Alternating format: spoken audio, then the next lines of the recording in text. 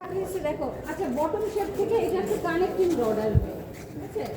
Connecting রডের সাথে দেখো একটা টি লিভার, যেহেতু আমি ক্লাসে একটু ছবি এঁকে দিয়েছি না, টি লিভার দেখো এখান থেকে এই টি লিভার কানেক্টিং রড বা ড্রাইভিং লিভার। তারপর টি লিভারের সাথে দেখো নাইফ থাকবে। হ্যাঁ, নাইফের সাথে হুক আছে, সামনের দিকে গুলো হুক। এইটা হলো দুইটা জিনিস, একটা কানেক্টর আছে, একটা কানেক্টর আছে। এটা হলো আপার নাইফ, এটা হলো লোয়ার নাইফ। এটা হলো আপার হুক, নিচে আছে একটা লোয়ার। আপার নাইফটা ধরো ফরওয়ার্ড দিকে যাবে আর ব্যাকওয়ার্ড নাইফ নিচের গুলো ব্যাকওয়ার্ড দিকে মোশন পাবে, বুঝছো? এখন আসো যে উপরে তো আরেকটা এই পাশে হলো হুক, কিন্তু মাঝখানে থেকে এই হুকগুলোকে ওঠানামা করানোর জন্য এখানে আমাদের এইখানে প্যাটার্ন সিলিন্ডার আছে। এখানে কি পেগ আছে দেখো, এই যে এটা হলো পেগ। হ্যাঁ, পেগে ধরো ডিজাইন অনুযায়ী যে ফুল কখন হিসেব উঠবে তখন ওইটা করবে কি আমাদের এই যে এখানে যে এইগুলো কি ফিলার বলে না, দুইটা ফিলার একটা হিসাবকে মুভ করবে। ফিলার বলা হয় এইটা। হ্যাঁ হ্যাঁ, এইটা ফিলার। বলা হয় ফিলার।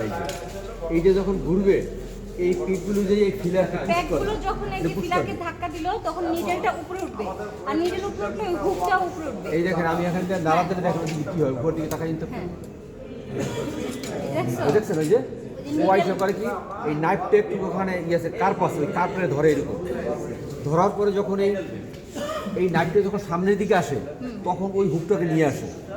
এই হুকটার সাথে যখন এস লিভার, বক লিভার, টিম্বেল লিভার, জ্যাক লিভার থাকে একসাথে, যখন ওই টান দেয় তখন ওই জ্যাক লিভারটা উপরের দিকে ওঠে দুইটা, তখন এই জ্যাক লিভারের সাথে যে হিটমেন্টটা মারা থাকবে এইটা উপরে দিকে। এটা উপরে উঠবে। আবার এইটাকে নিচে নামানোর জন্য স্প্রিং ব্যবহার করা হবে। এই জন্য নেগেটিভ নিচে স্প্রিংয়ে শুধু লুজ পাইলে ও নিচের দিকে নামে, ওরা নামানোর জন্য কিছু নাই, ও কিন্তু টানি নামাইতে পারবে না, উঠাইতে পারবে। এই জন্য আমাদের নেগেটিভ এটা নেগেটিভ ড্রপিং মেকানিজম, পজিটিভ।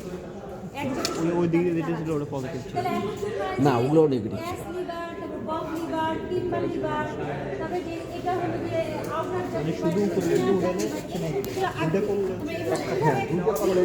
পাচ্ছি আবার হিটশেপ কিভাবে স্প্রিং দিয়ে নিচে নামছে এই ছবিটা একটু আঁকতে হবে তোমাদের।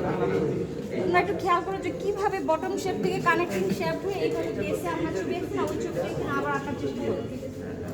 এইটা হলো বটম শার্টের সাথে দেখেন একটা এই যে অ্যাসিডিক এক সাইডে লাগানো আছে, এইটা যখন ঘুরে তখন এইটাও ঘুরতেছে, ঘোরার ফলে কি হয় এইটা তখন এই টিলিভারের সাথে আসবে, এই মাথাটা যখন সামনে আসবে এইটা তখন পিছনে যাবে। আমি একটু ঘুরে যাবো, এইভাবে ঘোরা পরে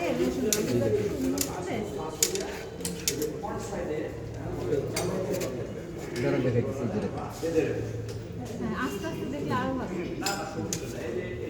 এখন দেখেন এই যে উপরের দিকে এইটা সামনে আসে, এইটা কাছে পিছনের কাছে সামনে আসে, এরপরে আবার যখন ঘোরাম যখন আবার এটা উপরে একটা ব্যাকওয়ার্ড যাবে, নিচেটা ফরওয়ার্ড। এখন এই নাইফের সাথে যে হুকটা ছিল ওই হুকটা করে সামনে নিয়ে আসে, আর ওই হিলপ্রাম নাই তখন উপরে দিবে। এরপরে দেখেন ওইটি আবার কী করবে, আবার হিলফ্রেন্ডটা একটু করে এই যে দেখেন এখন নিচেরটা টানতেছে, তার ফলে এই যে সামনে আসতেছে না, এই হিলপ্রামটা উঠতেছে।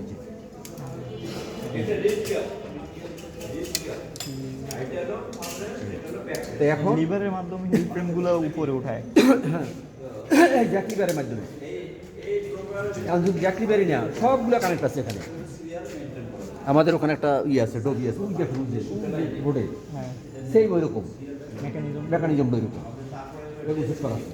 আচ্ছা এখন দেখো পেগ প্ল্যানটা একটু বলি, এই পেগের মধ্যে যে লেগের ভিতরে যে পেগগুলো আছে না, ওই পেগগুলো ধাক্কা দিলেই কিন্তু ওই নিডলটা উপরে যে ধাক্কা দিবে। এখন যদি ওইখানে না থাকে ধাক্কা দেওয়ার তখন কিন্তু এই হিল ফ্রেমগুলো উপরে কানেক্ট পাবে না বা উঠবে না।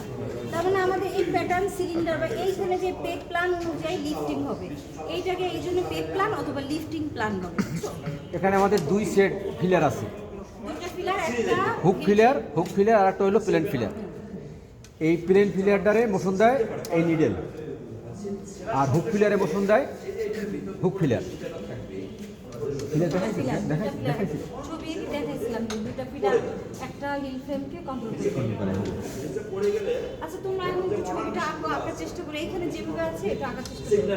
আর এখানে যদি বললাম স্প্রিং এর মাধ্যমে এটা আবার ডাউন হবে, এই জন্য এটা নেগেটিভ ড্রপিং মেকানিজম। আজকে তাহলে তোমরা এটা ছবি আঁকা হলো, তবে পরে দেখবে